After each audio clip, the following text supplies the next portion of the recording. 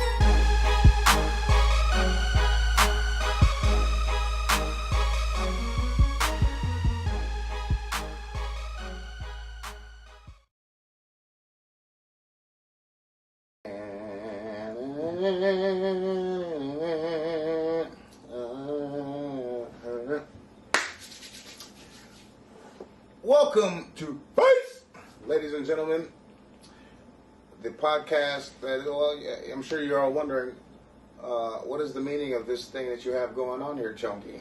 Well, I'll tell you. FASSCE, or FASSCE, as I have previously pronounced it, is a comical commentary on the absurdities of sports prediction and sports experts. They're absurd. So we're going to have some fun on this show debunking the myth of such. You know, we're going to have different segments where we talk about various sporting events, you know, sporting social issues, blah, blah, blah, yakety smackety. And basically, you know, we're going to have segments where, you know how they have the saying, why you got to bring up old shit? Why do you got to bring up old shit, Chunky? Because the old shit is what has motivated me to make this podcast. The old shit of when they were wrong and I was right. I was right and they were wrong. If you're not me, you'll hate the song. FASS. But why the word FASS? You might wonder, what does this mean? FASS. Why do you say it like that, Chunky? What's wrong with you? What the hell is really going on in your head? Well, let's take a deeper look into the word FASS.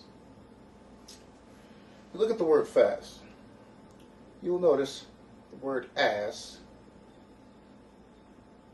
within the word face. So, what does that mean? FASS stands for ass in the face. Yes, I know. Ass in the face. How original, how creative. Yeah, I know. But whose ass and whose face, Chunky? Is it my ass in somebody else's face? Am I having my face doused by an ass? What's going on? Ass in whose face? For those who make a wrong prediction, we're talking about old shit included, bringing up old shit, you will be inducted into the Book of FASS. After you're inducted into the Book of FASS,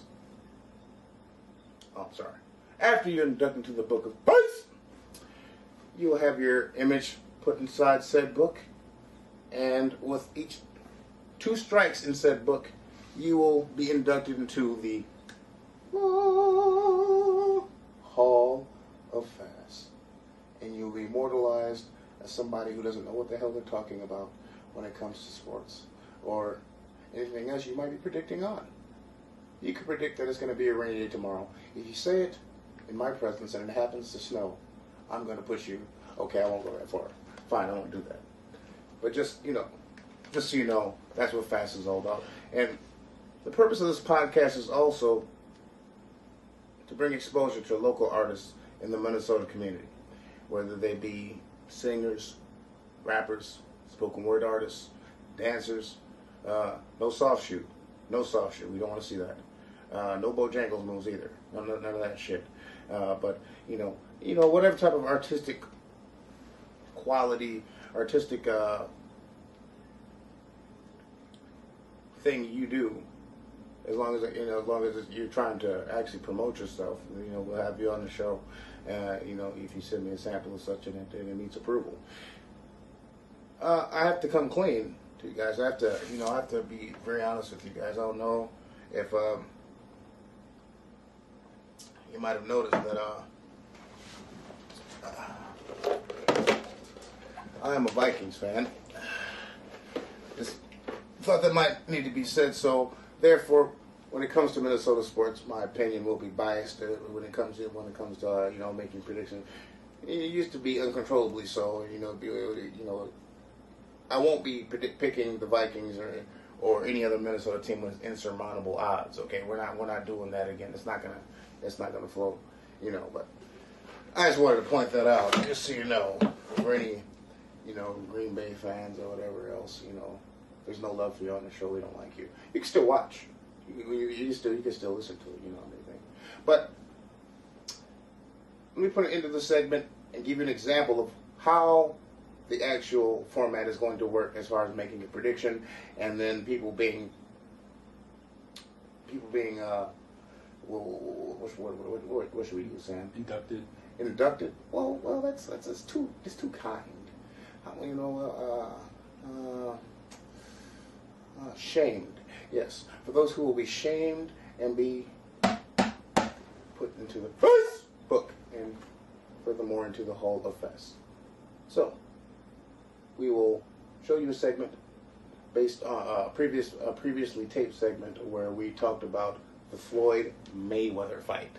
Welcome to FFC, the first fighting corner, where we will introduce. Well, this is the fighting segment of the show where we have our analysts, our experts. You see the parentheses, the quotation marks. Well, actually, you don't see them at all. Anyways, where our experts will talk about the current boxing event going on right now, the premier boxing event. And tonight it is Floyd Mayweather Jr. versus, what's his first name again? Marcos the Matador Maidana. El Chino. 3 M's. El Chino. Mm-hmm. That's his deal. His handle. All right. That's nice. All right, so now we're going to have our guys. First, I got to introduce our panelists, our panelists, our analysts. They're not analysts, but our panelists here. To my left, shut up. To my left, and quite foolish, we have Rupert. Hello. Yes, one name. Rupert. One name, Rupert. And to my right, we have Farati-san. What's up? He's very laid back and calm and chill, despite his very intense name. And I myself am your host. God damn it. The guy who runs the show, Chonky. Uncle Chokin stuff. Whatever you want to call me. The guy. So, we will start with the predictions now, and we will start with Rupert. I'm not going to say it like you say because it's ridiculous. Rupert! Okay, so Floyd Mayweather Jr. is undefeated for a reason. He can figure out his opponents in the ring. He can make adjustments. Maidana, he picked him for a reason because he's a straightforward brawler, puncher. He's not really a boxer, he's a puncher. So Mayweather can just use his athleticism, sidestep him, get a lot of counter punches in there. Maidana is prone to really easy knockdowns. He's been knocked down. Khan got him down with a body shot in the first round. He can suffer quick flash knockdowns. But Maidana will come in really strong to try to knock him down. There's been a glove controversy earlier today that Mayweather seems like he's scared of his power, demanded a different glove. So, the power is there. I think he's going to get a knockdown, but Mayweather's going to adjust and win every round after that. So 11-1, Floyd Mayweather. That's my prediction by unanimous decision. That's nice. It's not nice. Tell him what your preference would be. My preference would be Maidana because he's much more deserving than Amir Khan, who's on the undercard that has never fought at welterweight before, but claimed, I have the skills to beat Mayweather. Fucking no, you don't. You're going to get owned by this guy on the undercard, so you're never going to get that shot. But I'm glad Maidana got the Mayweather sweepstakes. He earned it. He deserves it. You would rather see Maidana win. I would love to see Maidana win. That's why my t-shirt says 45-1. But he doesn't think that's really going to happen. I'm wearing it in hopes that it happens, but it won't. But if it does, it'll be exciting. And let's hear it, fellas. Now we will hear the prediction from our other analyst, Farati-san. I think this fight is going to be a lot more interesting than most people are giving it credit for. Maidana has a very good record. He's beaten top quality opponents such as Adrian Broner and Victor Cruz. Even though he's the underdog, he has been the underdog for the last previous fights, so he seems to thrive on it.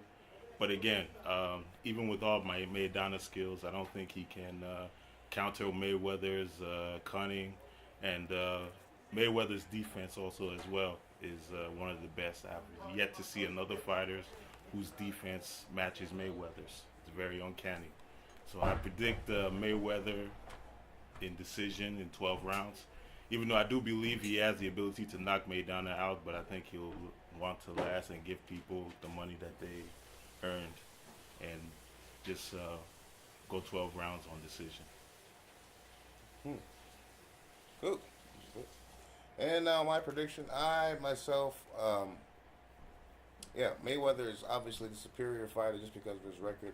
And I think Maidana is going to be one of the harder fights that he's had in the last year. I think he's probably watched the tapes on Canelo and what's the other guy he fought before that? Robert Guerrero. Robert Guerrero, and those guys started out quick. I think Maidana has better movement in the ring than those two, and I think he's at points in the fight he's going to make Mayweather have to actually fight and not just use his technician skills as far as like moving or being able to make him miss. He's going to make him fight in some rounds, and when that happens, I think in the end Mayweather's gonna show that he can fight, and I think I'm gonna say a TKO in like the 10th round, 11th round. He's gonna, I think it's gonna be very, I don't think it's gonna be very close, but I think he's gonna make Mayweather work more than both Canelo and Guerrero made him work. And but yeah, at the end of the day, I think he'll be 46-0. Correct. That's what I mean by he's gonna people are gonna see something that they expected but also didn't expect technical knockout. I think after he shows he can fight, he's gonna hit him a couple times and it's just gonna be okay. Let's end this. Wait, another interesting side note. Mayweather's getting a guaranteed $32 million purse to Marcos Maidana's $1.2 million. So we're paying him $880,000 per minute if he could fight a 12-round fight. Rupert. Out. Thank you. Yeah. What's up, y'all? This is Nasty live in the Stack 612 represent, man. You know what I mean? Put it like this: Floyd Mayweather Jr. tonight will better his record from 45-0 to 46-0 with a unanimous decision, guaranteed. He's gonna win. The whole goddamn fight, hands down. There ain't gonna be a round that Medina wins. All right. Matter of fact, Medina don't even belong in the same ring as Floyd Mayweather Jr., much less in the fucking same state. You see what I'm saying? He doesn't have any business being in there, but the fans wanted this fight. So tonight we're gonna show them how we do it, brothers. Unite. You see what I'm saying? Love y'all. It's gonna be like this: Cinco de Mayo. Without no smile. So as you saw in that last segment, all predictions were right. Mayweather obviously won the fight. However, there was a prediction made that was not part of that prediction of the Mayweather fight. But no one will actually be put in the fast book because of the Mayweather prediction, because he won the fight. It doesn't matter what round we picked him to win, or, like I said that he would probably TKO the guy. He did not, but another part of my prediction was true. We all saw something we didn't expect to see. Mayweather got blooded up in the fight, and he wasn't expecting to see that, and it was a lot closer than people expected. But that is kind of how the prediction format will work in FASSCE. And now I'll introduce you to our musical guest, Crisis Fresh.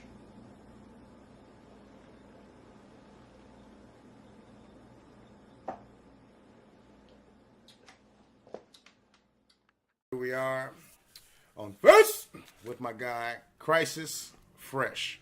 Crisis Fresh. I've known you for, how long have I known you, man?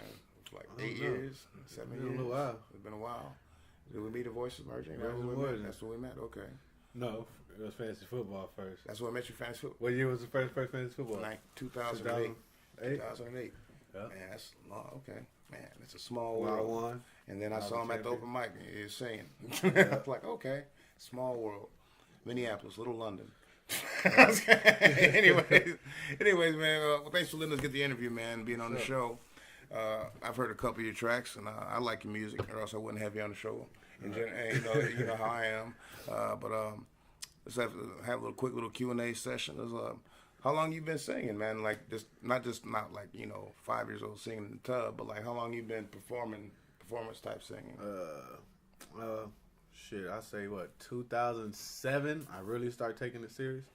It's like one of those things, like you always can sing, but I was always like, yo, I ain't gonna sing in front of nobody, man. Like what I'm saying, like that ain't my thing. That ain't what I was here to do. But it seemed like every time I tried not to do it, I ended up just doing it for somewhere. Like I used to help my homeboy sing. I used to always help him practice for his shows.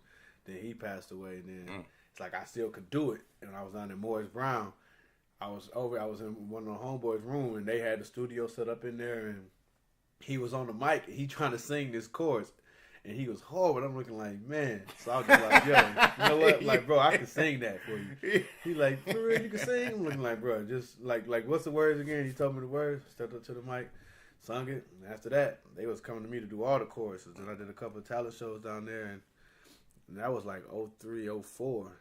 And then I got down to VSU. It was a point where we ain't had no cable in our crib, but we had an Ion DJ mixer, and we had a whole bunch of instrumental CDs, and just playing with that, and just always listening to music. And I just started writing, tried to find my sound, and then when I finally got back up here in 07, it was like, yo, I'm gonna really see if I can do it. Kind of one of those things you see so many people doing, and you're like, man, I can do it better like, anyways. I can do it, right? So it's like, and then people was asking for it. People were like, man, when your CD come out, or when you gonna do this and that? Because when I was down there at Valdosta State, I was actually a part of a group. We was putting this little group together, which is actually my label now. It's called File for New. You know what I'm saying? I kept that. It's File for New Records. It's like my thing. The music game is like a fraternity, so you have to be accepting to that shit. So, and that's how we was when we was on the campus. It was one of those things like we would always be deep. So people were like, "Damn, is y'all on the football team? Y'all in Greek or something?" We were like, "Nah, we ain't none of that." So we used it in fraternity. File for New, right? File for New means fire ass niggas. You know what I'm saying? So we did that, and we started throwing parties. Like I said, we had the DJ mixer, so we started DJing parties, and then like we was a college radio down there at B91. We went on there a couple of times and like did a couple songs live. You know what I'm saying? Just played the instrumental and then just like kicked the whole song, 16s, chorus, you know what I'm saying, harmonies and everything live, like straight through. We did that like 2-3 times, and after that, people was asking us to do the shows around there, and I was like, shit. Right, after that, it was just like, okay, I think I can do it now. You know what I'm saying? Now let me see if I can actually put a project together. And that's when I put together my very, very first joint called From the Bottom to the Top. And I was still rapping back then too. I was rapping and stuff back then. I really hadn't found my hood harmony voice. Mm-hmm. And then after that, I dropped my Southern Smoke with DJ Smalls. And that's all hood harmony. And explain to them real quick what hood harmony is. I don't know, man. It's like, I like to call it like, it's like harmonizing over a hard rap beat. You know what I'm saying? Instead of, I guess the closest thing that you can find to hood harmony that's in the industry right now would be either August Alsina or Nelly. How Nate Dogg used to be? Nate Dogg. You know what I'm saying? Yeah, but Nate Dogg probably be a better example. He was the godfather. Yeah, that's actually who I grew up listening to, and that's who him and Devin the Dude. They'll probably be. But as of right now, that's in the game. You would think August Alsina, you know what I'm saying, or Nelly. The way they did it is like they're not really rapping. You know what I'm saying? But their lyrics are rap content. You know what I'm saying? So, but it's coming off on a softer tone to where I can say some real tough shit. But if I'm saying it in a voice that doesn't really bring aggression, you like, shit, that's pretty hot. You know what I'm saying? I feel you. You know, cause when I used to rap, I was too aggressive, and it was like that would put me in one little zone to where everybody, if you like a DMX or if you like those type of people, I would have to fit in that category. When you do hood harmony, you can spit those type of lyrics and cross over easier, so get a couple of different emotions off of it. Exactly. That's cool. I dig it. So what's the inspiration behind your name, Crisis Fresh? Man, my uncle, Big Crisis. There's a big crisis out here, man. They always say I act like him and I look like him and shit. So it's like he been locked up shit for like, man, at least 13, 14 years, and they just actually trying to tuck my man away. But actually, luckily, he actually got a hearing on June 6th, and they finally gonna let my man's out, man. But they that's tight, put him in jail for what was called the white slavery charge. That's what it's called. That's pretty much the pimping and prostitution charge. I knew it was gonna be some shit. You know what I'm saying? White slavery, pimping and prostitution. Pimping and prostitution charge. That's what it is. He's out there in St. Pete's correction facility, and really nobody's ever been put into St. Pete's and been let out. But yet there's people who rape people and pedophiles and shit. They go to jail for 5-6 years in regular prison and then get out. Like you know what I'm saying? But they just locked him away for some dumbass charge, and they won't let him out. But now he finally took it to the Supreme Court, and they found it unconstitutional because they like, damn, this is supposed to be a rehabilitation program. How do you know if your programs work if you ain't never let nobody out? So what is it called if it's black prostitutes then? Same thing. That's the White Slavery Act. The white slavery charge. The white slavery charge is the prostitution and pimping charge. That's what it's called. Actually, wow, that's just ridiculous. That's ridiculous. But paying homage to him, that's when I took it on. And then the fresh comes from my family. We known as the Get Fresh family over on the and it's snow though. You know what I'm saying? So rice is fresh. Yeah. I dig that, man. I dig it. That's deep meaning. I like it. That's tight, man. So what musical genres besides R&B, hip-hop do you draw direct inspiration from? Besides R&B and hip-hop? Mm-hmm. If there is any, you know. Well, I mean, I like what's it called. I actually listen to some alternative rock. I'm a big Nickelback fan. I think dude's dope. The lead singer, what's his name? Keith something, what's his name? I don't know. He's actually, he's pretty hot, but I actually want to do like an alternative rock joint. Other than that, you know, a little bit of country. I like Blake Shelton, Jason Aldean. They got some dope shit. But for the most part, though, most of my inspiration comes from listening to like Life Jennings and Kells, CeeLo Green. CeeLo Green, Andre 3000. I don't think it's too much better than those two. Yeah. Dungeon I Family. feel you on that. You know, I've always said that. You know, anybody who knows me knows that Outkast is my favorite, hands down artist of all time, and you know, that's all across all genres. Like there are true legends out there, and I'm sure there's certain heights that they haven't reached as far as legendary status, but as far as just diversity in their music and creativity, and just being able to just switch it up any kind of way and just make you feel good with whatever kind of song that they're trying to put out. Exactly. Yeah, you know, Outkast. You know, they started off real country, you know. But then it's like as they evolved into artists, it didn't matter. It's just amazing. and that's my problem with a lot of artists today is that they stay in the same mold, and they'll be in the industry for 20 years. Like if you start rapping when you're 18, by the time you reach 35, you shouldn't be rapping about the same shit. I'm sorry, you know, like and people call me crazy. Like I still like Mobb Deep, but them and Outkast came out around the same time. And if you listen to Mobb Deep's albums, they're talking about the same type of shit that they're talking about in the first album, whereas Outkast, they're talking about. You know, so they're talking about the hood stuff, you know, the hood type of thing, you know, smoking, you know, riding with your homies and such when they're like when they're in their early teens. But then they get in their mid-20s, start talking about having kids and how child support payments. They're talking about all kind of shit, you know, political things. So you kind of got to, I think, as you go on in the game and you as like you said, evolve. You're supposed to evolve, you know. It's supposed to be a reflection of your life, your music. I think, you know, and if you're still on the corner selling rocks or whatever. After 6 years on the industry, I don't believe it. I don't believe you anyways. Right, it's fake. All right, so what's the first track that we're going to be hearing from you today, man? I can cue up Breaking Up. Breaking Up, that's some of the newer stuff. Breaking Up, that's probably one of the tracks, like, you know, they always say it's cheaper to keep it, but, you know, sometimes breaking up is easier than trying to work on a relationship that's been dead, you know what I'm saying? So, Breaking Up is a new track off the album it's going to be called File for New to Probate. It's the follow-up to File for New Hazing, which is my Southern Smoke mixtape, which is available right now. But yeah, Breaking Up, man. Cool. All right, well, cue it up.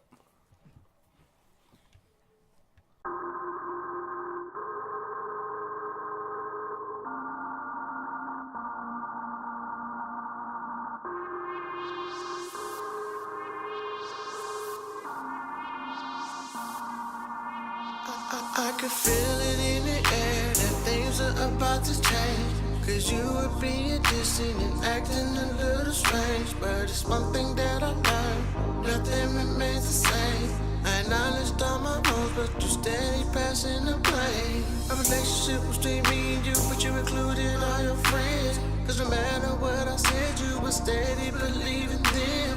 You're blind to the fact that they were jealous of what we had.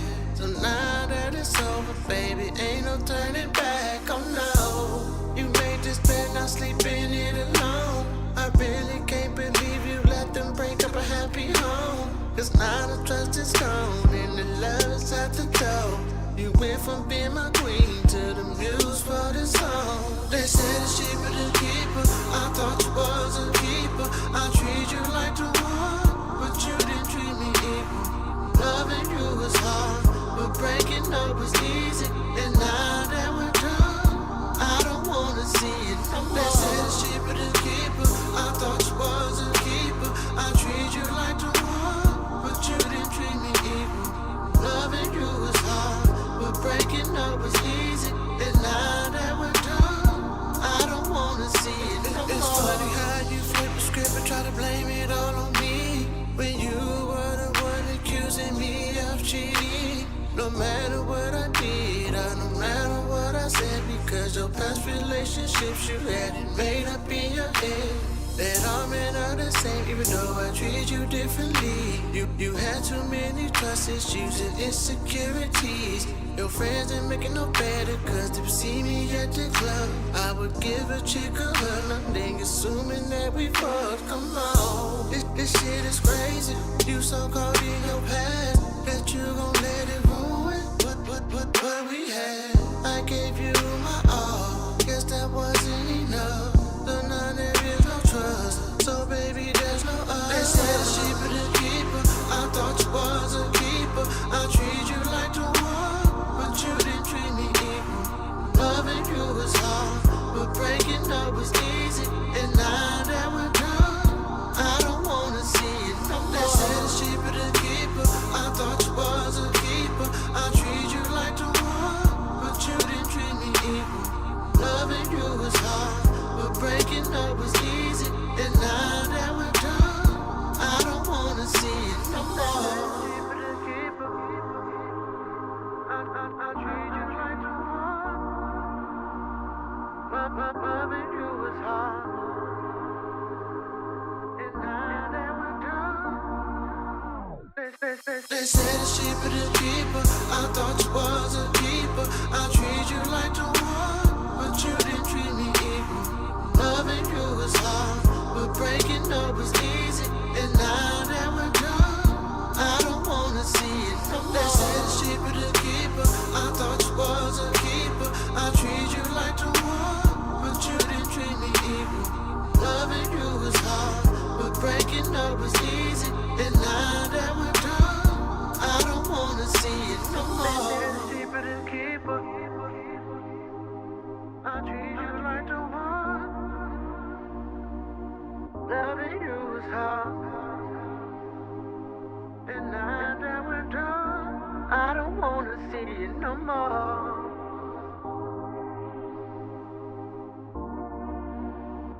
I don't wanna see it no more. I don't wanna see, I don't